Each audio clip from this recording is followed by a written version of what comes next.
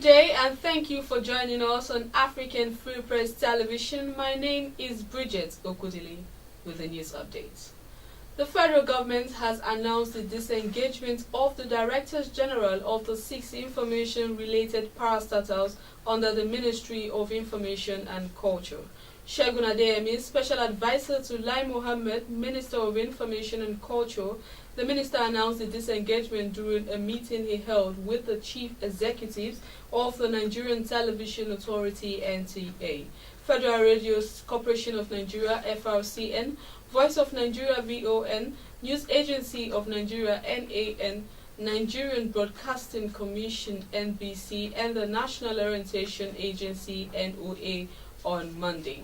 The minister directed the disengaged chief executives to hand over to the most senior officials in their various establishments, Adeyemi said. He thanked them for their service to the nation and wished them the best of luck in their future endeavors. The affected chief executives are the Director General of NTA, Mr. Shola Omole, FRCN, Mr. Ladan Salihu, VON, Mr. Sam Wolu, NOA, Mr. Mike Omeri, NBC, Mr. Emeka Mba, and the Managing Director of NAN, Mr. Ima Niboro. And meanwhile, the federal government has sacked the vice-chancellors of 12 federal universities established by the Goodluck Jonathan administration. Also affected by the sack is the vice-chancellor of the National Open University of Nigeria, Professor Vincent Tenebe. In a statement announcing the sack, the government gave no reason for the action. A short statement by the Minister of Education Adamu in Abuja on Saturday simply said Mr. President Muhammad Buhari has approved the appointment of new vice-chancellors for the universities. But the decision is already generating ripples, with some members of the intelligentsia claiming that it is only the governing council of NOAN, of which Mr. Tenebe is a member, that could only remove him. A human rights organization coalition of civil society groups has protested against the sack in a letter to Buhari, demanding the reversal of the decision in which the NUAN vice-chancellor was replaced with Professor Abdallah Uba Adamu of the Department of Mass Communication, Bayero University, Kano. 9 days after he wrote the Nigerian government advising against the plan to secure a $3.5 billion loan, Femi Falana, a human rights lawyer, has said he would commence legal proceedings against the government.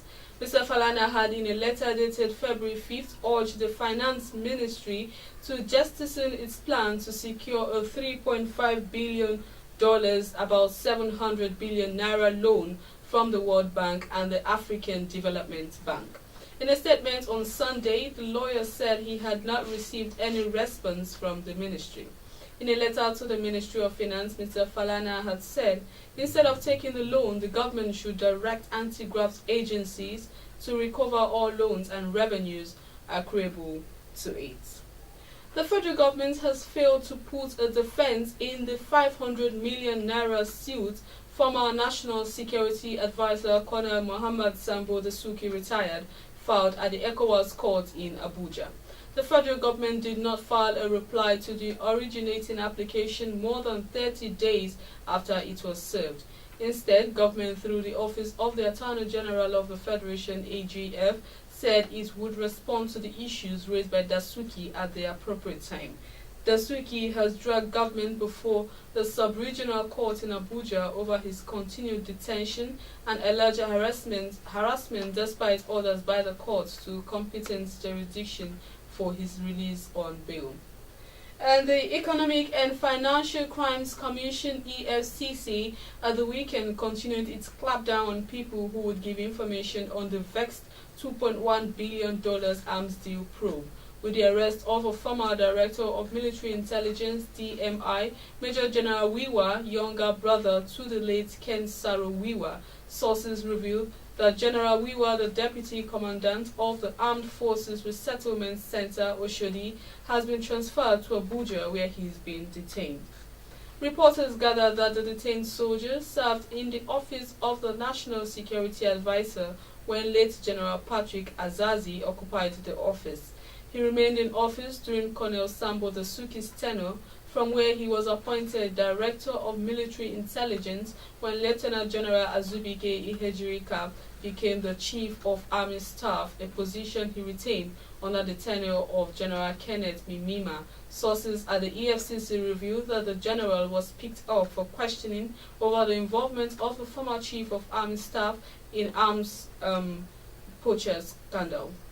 Nigerian former Minister of Petroleum Resources, Mrs. Diezani AlisonMadueke, has strongly denied media reports linking her to unholy relationships with some young men while in office.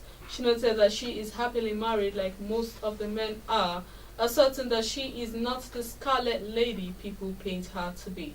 Mrs. Madueke made this known in London while responding to questions from the CEO of Ovation magazine, Mr. Dele Momodu. She sees those rumors as insults on accomplished women who cannot be seen in sensitive positions without running rioters with some men. She noted that she met those men as the former President Jonathan and herself fought to actively incorporate Nigerians in the oil and gas sector as the chairman of the Content Development and Monitoring Board. Bayelsa State Governor Mr. Siriaka Dixon, who yesterday commenced his second term in office, has praised himself for returning sanity to the polity and security system in the state since he took office 4 years ago. Dixon, who along with his deputy Rear Admiral John Jonah retired, were inaugurated by the Chief Judge, Justice Kate Abiri, however, thanked the people for returning him back to office. Also at the inaugurations were Governors Ayo Fayose Ekiti, Ifeanyi Okowa Delta, Nyesom Wike Rivers, Okezie Ikpeazu Abia, and Dakwombo Ibrahim Gombe. Other notable politicians were former Governor of Akwa Ibom State, Godswill Akpabio, Acting Chairman People's Democratic Party PDP Mr. Uche Secondus, Minority Leader House of Representatives Leo Ogo, Senator Ben Murebruce, and Mr. Jim Agbaje, among others. In his inaugural speech, Dixon described the mandate given him as a support for the continuation of good governance in the state. Meanwhile, on the foreign scene, people in the Central African Republic has voted to elect a new president in a run-off contest between two former prime ministers. Final results in the poll are not expected for several weeks. The seizure of power by a mainly Muslim rebel group in 2013 led to prolonged bloodshed. Candidates Faustin Todera and Ancien Dologuele have pledged to restore security and boost the economy. Both Mr. Todera, portrayed by supporters as a peacemaker who can bridge the Christian-Muslim divide, and Mr. Dologuele, who has promised a break from the country's violent past, expressed hope for a high turnout. The Republican candidate for president traded sharp blows over foreign policy and the future of the Supreme Court in an often unruly and chaotic debate. After Iowa and New Hampshire, the race has now moved to South Carolina before February 20th primary. Frontrunner Donald Trump repeatedly tangled with Texas Senator Ted Cruz and former Florida Governor Jeb Bush in a series of tense exchanges. The lively audience repeatedly jeered and booed the candidates. As the candidates shouted down and interrupted each other, CBS moderator John Dickerson warned, "We are in danger of driving this into the depths." And meanwhile, for more stories, please log on to our website at www.africanfreepress.com, like our Facebook page at African Free Press. Don't forget to follow us on Twitter at African Free Press and join in our discussions at African Free Press Forum. Subscribe to our YouTube channel at African Free Press. My name is Bridget Okudeli. Do have a good day.